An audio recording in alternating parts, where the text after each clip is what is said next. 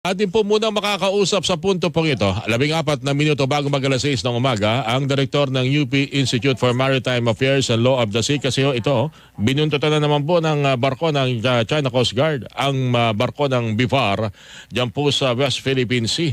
At meron pa yata silang ginagawa ho ngayon na parang ano yun, exercise ho nila. May air and sea tayong nababalitaan. Attorney Jay Batumbakal, nasa ating pong linya. Attorney Jay, magandang umaga po sa inyo. Si Orly Tinidad po ito sa Radyo na TV pa. Good morning, sir. Good morning, RD, at sa lahat po ng mga nakikinig. Magandang umaga po sa inyo lahat. Makikita niya ho ba natin yung mga karagdagang pa sigurong pagpapakita ng puwersa ng China dyan po sa West Philippine Sea, lalo na ho ngayon na dumarami po yung interesadong magkaroon din po tayo ng iba't ibang mga agreement, military agreement na parang mutual defense treaty sa Amerika. Sumunod na nga po ang Japan at mukhang ang Canada at iba pang mga bansa, Australia ho yata yun, na interesado rin pong magkaroon ho dito sa atin eh. Opo. Yung pong mga ginagawa ng China, parang expected po yan, no? Kasi nga, pinipilit nila yung sarili nilang mga claim lamang kahit na ito illegal. Pinapakita po niya na kung sino talagang nagtatangka rin gumamit ng dahas dito sa mga pangyayari na ito, no? Kaya expected naman po yan. Pero ang tingin nila dito, Attorney Jay, kaso lang ito ng saber rattling, pagpapakita ng mga kagamitan lakas. Hindi naman ito dapat na humantong sa kung ano mang gustong ipahiwatig ng mga pagkakataon dahil alam naman natin, wala ho silang pinangahawakang batas o law kung hindi yung kanilang pinangangalandakan na kasaysayan po nila. Opo, tama po yun, no? Kaya nga hindi po tayo dapat ma-intimidate yan, hindi tayo dapat matakot dyan.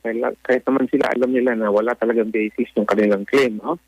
At saka yung paggamit niya ng dahas, pagsagawa ng air and sea patrol para lamang dun sa Scarborough Shoal, no? Para dun sa Bahura. Parang excessive na yun, no? Parang disproportional yun dun sa uri ng area na pinag-usapan. Maganda na sana tinakbo ng development sa West Philippine Sea nito nakaraang mga linggo, lalo na ho yung merong parang backdoor negotiation, yung discussion. Katunayan, naging maayos ang ginawang Rory mission kamakailan.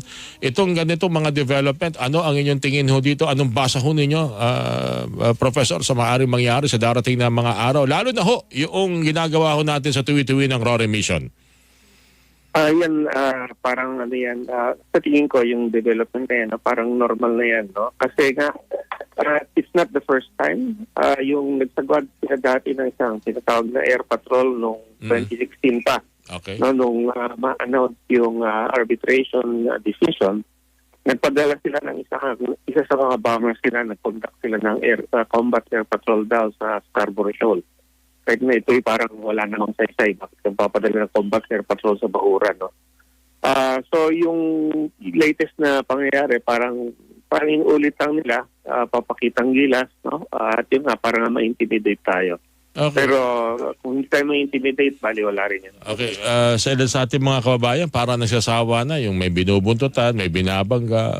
It's about time daw na gamitin talaga ng Pilipinas yung kanyang alyansa. Kaya pwedeng mangyari yan sa tingin ninyo, Professor? Yung para hindi naman para mang-awa, hindi para manggera, kung hindi ipatupad kung ano yung naging desisyon ng 2016 Arbitral Tribunal, Attorney Jay? Well, hanggat pinapakita po natin na ina-assert natin yung ating karapatan at lagi natin kinokontra yung mga ginagawa ng China there na legally. Bali nangyayari kayo, no? Kasi nasa sa atin yung implementation bali ng award.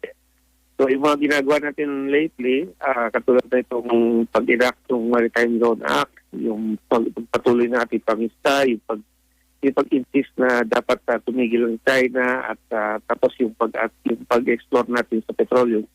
Basta matuloy tayo na isagawa yun, no? I-affect natin at ipakita natin na tuwing kinokontra yun ng China, bali lalo talaga na kita kung sino ang mali dito, no? So tuloy-tuloy lang, no? Ganoon lang. Huwag tayong patakot lang sa China, no? So eventually, ang mangyayari dyan sa tingin ko, no, ay makikita ng China na masyadong magastos to, masyadong malaking trouble ang dinadala nitong pagkontra natin sa international law.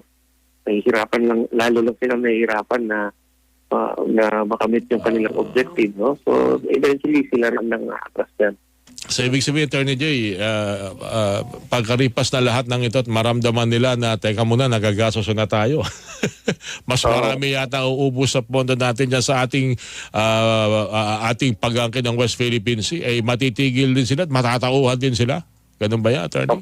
Opo, ganun po talaga, no? Kasi nga, sa international community, talagang kahit sila, kailangan ma-realize nila, no, na hindi pwede na siga sila, na lagi silang ma-action na labag sa batas. Aha. At nakikita natin ngayon na yung international community lumalakas ang pagpanig sa atin, no? Kaya nga yung hapon, di ba, may in-announce pang activity na 4 yung partner natin, no?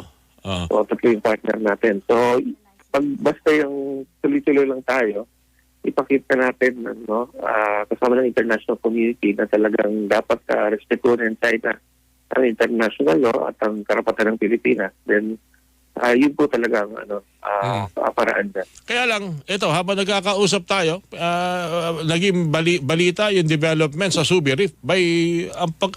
Malaki ng pagbabago sa huli, bati din sa huling natatandaan ko larawan ng Subi Reef.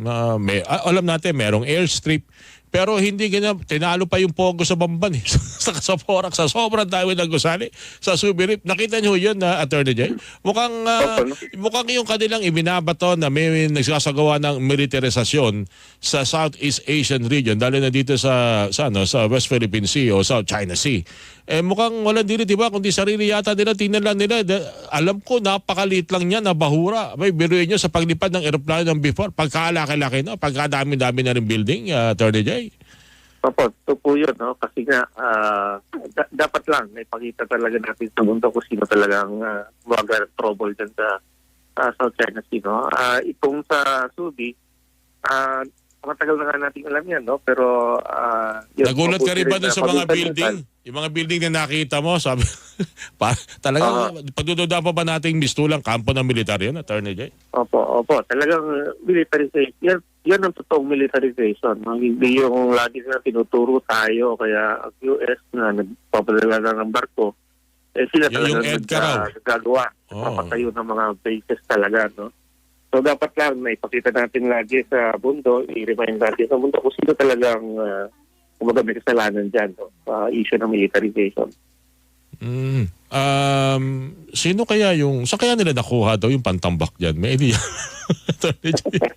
May idea ka ba? Pag-uusapan pa natin. Ito na lang. Bilang panguli, Attorney Jay, kasi naging concern na sa ating mga kababayan yung Sabina Shoal.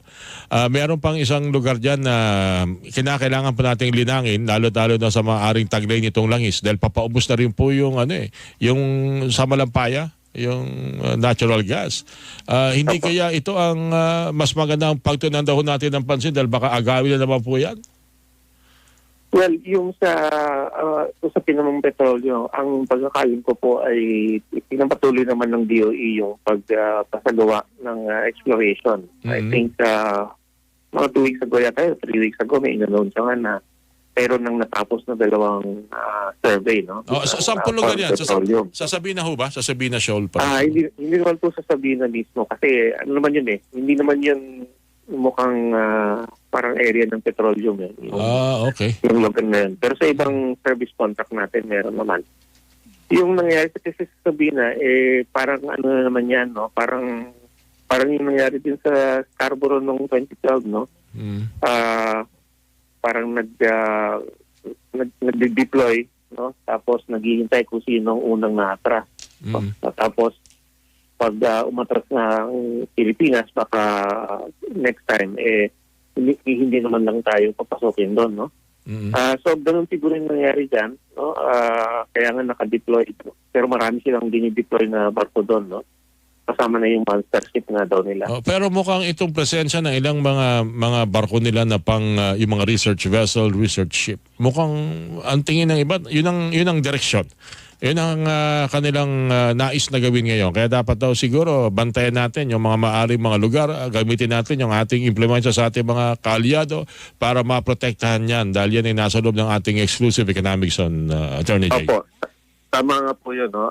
Again, nakita natin na pinipilit nila yung sarili nila sa atin Kaya dapat lang na i-expose natin yan, yung mga activity nila na ganyan. No? So kahit ba magawa nila yon, never silang magkakaroon ng legitimacy. No? Hindi sa kikilalanin talaga na tama ng mundo. No?